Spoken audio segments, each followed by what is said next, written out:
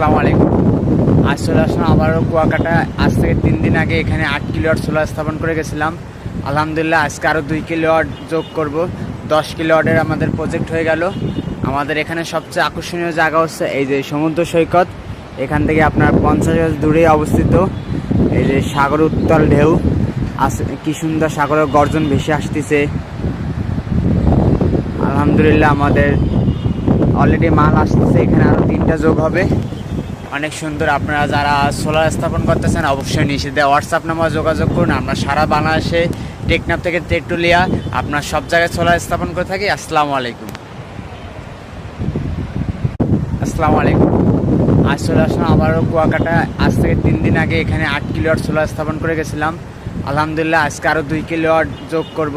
10 কিলোওয়াটের আমাদের প্রজেক্ট হয়ে গেল। আমাদের এখানে সবচেয়ে আকর্ষণীয় জায়গা হচ্ছে এই যে সমুদ্র সৈকত। এখান থেকে আপনার 50 গজ দূরে অবস্থিত এই যে সাগর উত্তাল ঢেউ আছে, কি সুন্দর সাগরের গর্জন ভেসে আসতেছে।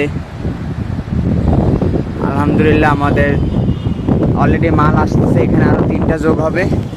অনেক সুন্দর। আপনারা যারা সোলার স্থাপন করতেছেন অবশ্যই নিষেধে হোয়াটসঅ্যাপ নাম্বার যোগাযোগ করুন। আমরা সারা বাংলাদেশে টেকনাফ থেকে তেঁতুলিয়া আপনার সব জায়গায় সোলার স্থাপন করে থাকি। আসসালামু আলাইকুম।